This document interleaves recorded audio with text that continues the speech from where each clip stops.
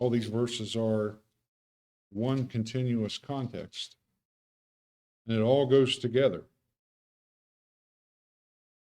It's all very important. So I think one of the first things that I learned, one of the first lessons that I learned from these two chapters is not to make your applications and conclusions too quickly. You know, we come to this and we think, oh, well, I know this. So, you know, and we right away start making applications and jumping to conclusions, maybe good ones even. But I think if we slow down a little bit and look at both chapters together, kind of like a psalm, you know, there are psalms that are like that. Psalm 23, there are individual verses there that are very powerful and important. But the psalm itself and the overall psalm speaks volumes when we put everything together. And as we come to chapters 8 and 9, we're going to look at individual verses as we go down through here.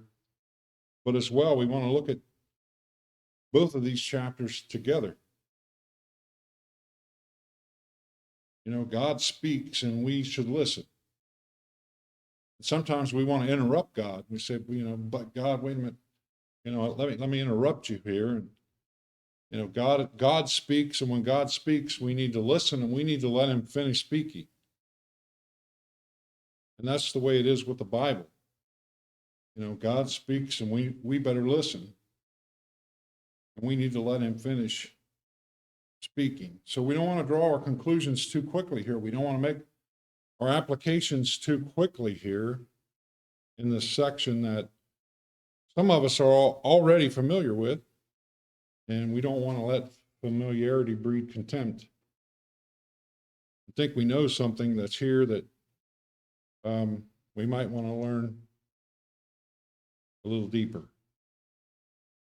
And there's some very important verses in this section, and they'll help us see, I guess, the important things as we go down through here this morning. John, you want to open us in prayer, please? Lord Jesus, thank you for your goodness that life faithfully